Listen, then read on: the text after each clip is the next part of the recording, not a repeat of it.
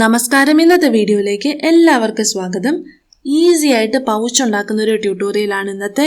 സിമ്പിളാണ്. മുൻപൊരു zipper പൗച്ചിൻ്റെ tutorial ചെയ്തിട്ടുണ്ടായിരുന്നു. അതിന് വളരെ സിമിലർ ആണ്. ബേസിക് സ്റ്റെപ്സ് സെയിം ആണ്. Step number 1, 2 rectangular piece of fabric എടുക്കുക. അപ്പോൾ ഈ വീഡിയോയുടെ സ്പെഷ്യാലിറ്റി എന്താണെന്ന് വെച്ച് കഴിഞ്ഞാൽ നമ്മൾ ലൈനിങ് ഫാബ്രിക്കും കൂടി ഇതിൻ്റെ ഒപ്പം അറ്റാച്ച് ചെയ്യുന്നുണ്ട്. സോ ലൈനിങ് ഫാബ്രിക്കിൻ്റെ ഒപ്പം തന്നെ ക്യാൻവാസ് ഷീറ്റും കൂടി കട്ട് ചെയ്ത് അറ്റാച്ച് ചെയ്താൽ കുറച്ചും കൂടി നന്നായിരിക്കും. പക്ഷേ ക്യാൻവാസ് ഷീറ്റ് ഇവിടെ ഞാൻ അറ്റാച്ച് ചെയ്യുന്നത് കാണിക്കുന്നില്ല. ഇതിപ്പം ലൈനിങ് മാത്രമേ അറ്റാച്ച് ചെയ്യുന്നുള്ളൂ. ഓക്കെ, ലൈനിങ് ഫാബ്രിക് അറ്റാച്ച് ചെയ്യുന്ന സമയത്ത് ശ്രദ്ധിക്കുക, അതിൻ്റെ നീളം എന്ന് പറയുന്നത് it should be 1 inch less than the original fabric. അതായത് ഒറിജിനൽ ഫാബ്രിക്കിൽ നിന്നും 1 ഇഞ്ച് താഴെയായിരിക്കണം ഇതിൻ്റെ നീളം നിൽക്കേണ്ടത്. അതായത് ഇതുപോലെ. ഇനി 3 സൈഡ് അറ്റാച്ച് ചെയ്യുക. അതുപോലെ തന്നെ മുകളിലത്തെ പോർഷൻ ഉണ്ടല്ലോ അത് നന്നായിട്ട് ഫോൾഡ് ചെയ്ത് കൊടുക്കണം. അപ്പോൾ ആദ്യം ലൈനിങ് ഫാബ്രിക് നമ്മുടെ ഒറിജിനൽ ഫാബ്രിക്കിൻ്റെ റോങ് സൈഡിൽ വെക്കുക. പിന്നെ 3 സൈഡ് അറ്റാച്ച് ചെയ്ത് കൊടുക്കുക, അതായത് സൈഡ് സ്റ്റിച്ച് ചെയ്ത് കൊടുക്കുക. സോ ദാറ്റ് അതെങ്ങോട്ടും പോവാതിരിക്കാൻ വേണ്ടിയിട്ടാണത്.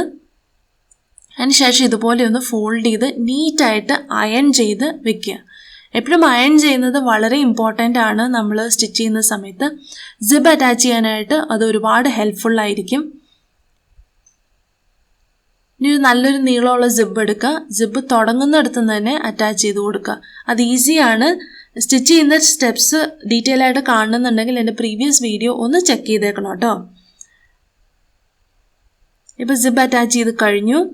എപ്പോഴും സിബ് തുടങ്ങുന്നിടത്ത് തന്നെ നമ്മൾ ഫാബ്രിക് അറ്റാച്ച് ചെയ്ത് തുടങ്ങണം. അതാണ് ഇതിലത്തെ ഒരു ടിപ്പ് ആൻഡ് ട്രിക്ക് എന്ന് പറയുന്നത്.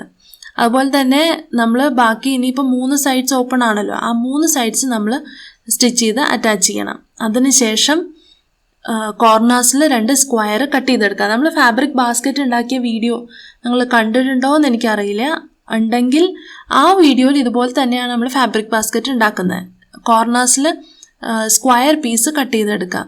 അപ്പോൾ സ്ക്വയർ പീസിൻ്റെ സൈസ് എന്ന് പറയുന്നത് 1.5 by 1.5 ഇഞ്ചാണ് അതിൻ്റെ സ്ക്വയറിൻ്റെ സൈസ്. അപ്പോൾ 3 സൈഡും അറ്റാച്ച് ചെയ്ത് കഴിഞ്ഞു. അറ്റാച്ച് ചെയ്യുമ്പോൾ ശ്രദ്ധിക്കുക, സിബിൻ്റെ അവിടെയൊക്കെ എന്ന് പറഞ്ഞാൽ കുറച്ചൊന്ന് ലോക്ക് ചെയ്ത് കൊടുക്കണം കേട്ടോ. ത്രെഡ് വെച്ച് 4-5 തവണ ലോക്ക് ചെയ്ത് കൊടുക്കുക. എന്നാൽ മാത്രമേ അത് പ്രോപ്പറായിട്ട് അത് അവിടെ ഇരിക്കുകയുള്ളൂ. പിന്നെ എല്ലാ സൈഡും സിഗ്സാഗ് സ്റ്റിച്ച് കൊടുക്കാനും ശ്രദ്ധിക്കുക. അപ്പോൾ സ്ക്വയേഴ്സ് കട്ട് ചെയ്തെടുത്തു കഴിഞ്ഞു.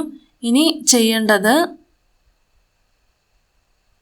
എക്സ്ട്രാ ഫാബ്രിക്സ് എല്ലാം കട്ട് ചെയ്ത് കൊടുക്കുക. നീറ്റായിട്ട് ഇരിക്കാൻ വേണ്ടിയിട്ടാണ് കേട്ടോ, അല്ലെങ്കിൽ ത്രെഡെല്ലാം ഇങ്ങനെ പുറത്തേക്ക് ചാടിപ്പോരും.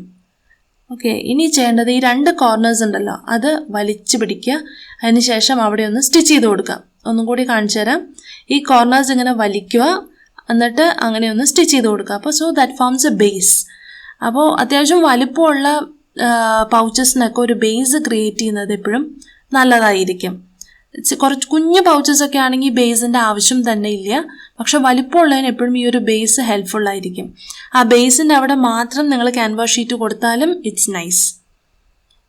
അപ്പോൾ ഇതാണ് ഇന്നത്തെ വീഡിയോ. നമ്മുടെ പേഴ്സ് ഉണ്ടാക്കി കഴിഞ്ഞു. ഇന്നത്തെ വീഡിയോ ഇഷ്ടപ്പെട്ടെങ്കിൽ ലൈക്ക് ചെയ്യാനും ഷെയർ ചെയ്യാനും സബ്സ്ക്രൈബ് ചെയ്യാനും മറക്കരുത്. Thanks for watching and happy sewing.